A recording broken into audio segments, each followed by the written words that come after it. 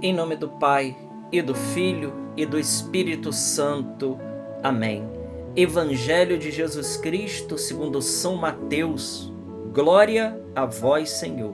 Naquele tempo, Jesus foi à região de Cesareia de Filipe e ali perguntou aos seus discípulos: quem dizem os homens ser o Filho do Homem? Eles responderam: alguns dizem que é João Batista, outros que é Elias, outros ainda que é Jeremias ou algum dos profetas.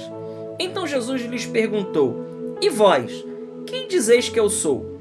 Simão Pedro respondeu: tu és o Messias, o Filho do Deus vivo. Respondendo, Jesus lhes disse: feliz és tu, Simão, filho de Jonas, que não foi um ser humano que te revelou isso, mas o meu Pai que está no céu.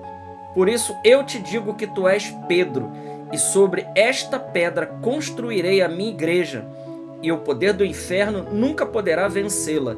Eu te darei as chaves do reino dos céus. Tudo o que tu ligares na terra será ligado nos céus, e tudo que desligares na terra será desligado nos céus. Palavra da salvação. Glória a vós, Senhor. Meu irmão, minha irmã, eu já quero pedir a você que possa se inscrever no canal se não é inscrito, confira aí, né? Vamos fazer crescer a palavra de Deus. Comente, compartilhe, deixe seu like. Vamos aqui crescer no conhecimento de nosso Senhor, cada um de nós. O evangelho que nós acabamos de ler hoje, na solenidade de São Pedro e São Paulo, esta grande solenidade dessas duas colunas da igreja, Pedro e Paulo. Paulo, o apóstolo dos gentios, que nos deixou 13 cartas, que nos deixou um legado teológico, espiritual e que nos deixou uma contribuição bíblica enorme. São Pedro, primeiro Papa da igreja, aquele que Jesus disse: sobre ti eu vou edificar a minha igreja. Isso aqui é importante porque Jesus troca o nome de Simão para Pedro. E, biblicamente falando, todas as vezes que o Senhor trocou o nome, ele estava ali fazendo uma aliança e ele estava ali designando uma missão. Ele fez isso com Abraão, que era Abrão, e passou a se chamar Abraão. Ele fez isso com Jacó, que passou a se chamar Israel. E ele foi fazendo isso ao longo de toda a história bíblica, aqueles que ele levantava para uma missão.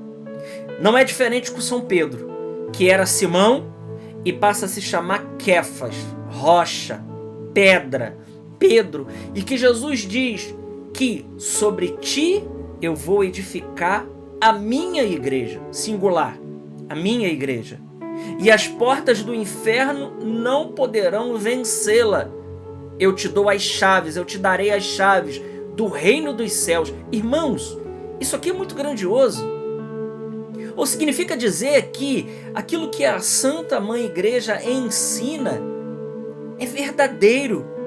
Embora muitos membros feridos da igreja manchem o seio da igreja, essa igreja, como nos ensina o Catecismo da Igreja Católica, ela continua sendo santa. Porque a santidade da igreja, ela transcende os seus membros, inclusive, seus membros doentes. Porque existem muitos membros doentes dentro da igreja, mas a santidade da igreja, ela transcende tudo isso, porque ela é a esposa de Cristo. A Igreja Católica, ela é a esposa de Cristo. Isso aqui mata muita gente de raiva, porque é bíblico, está aqui. Jesus disse: sobre ti eu vou construir a minha igreja.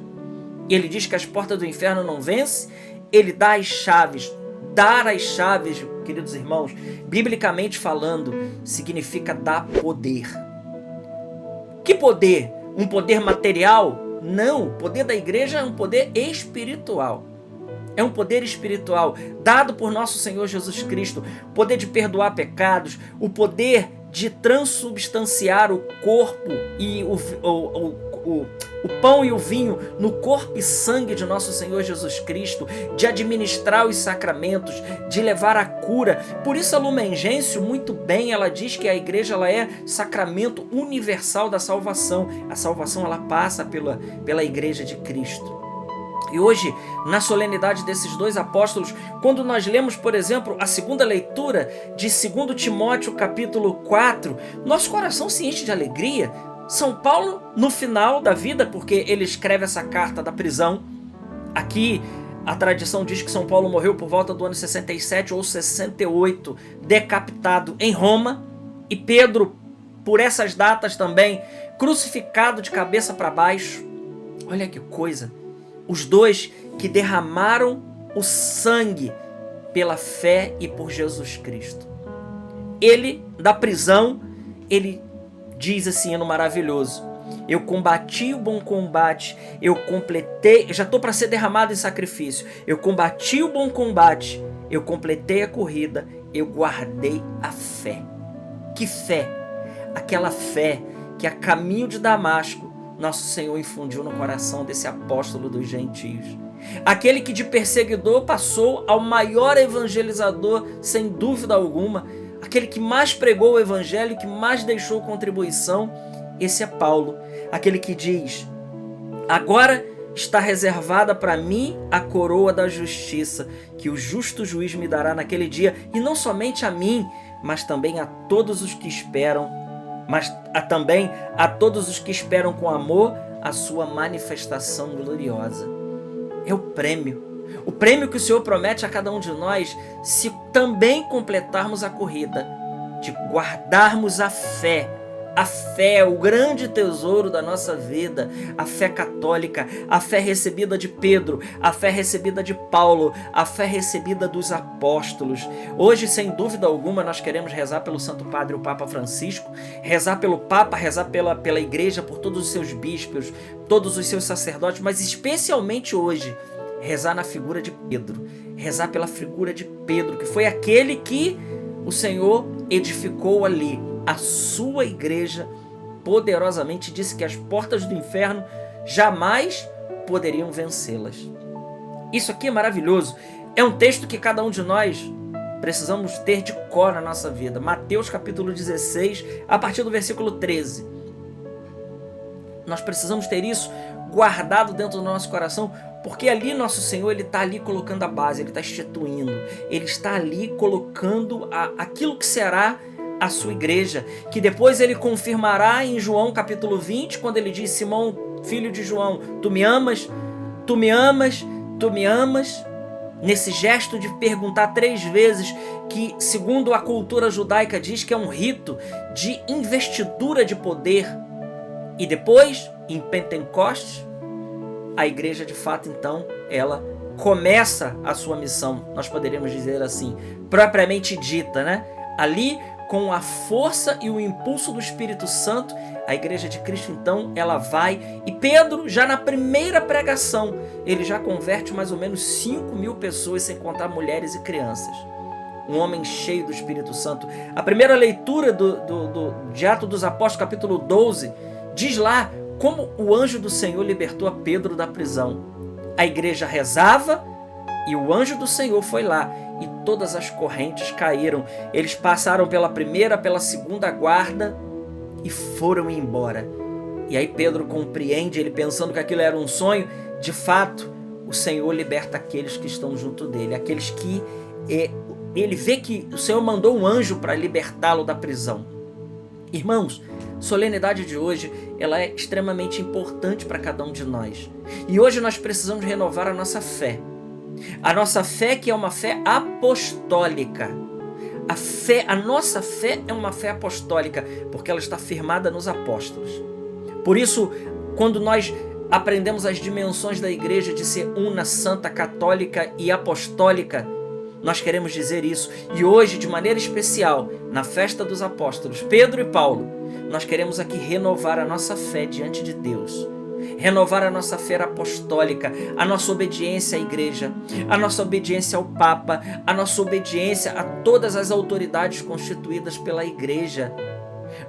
Nós vemos hoje, infelizmente, muita arrogância da parte dos cristãos.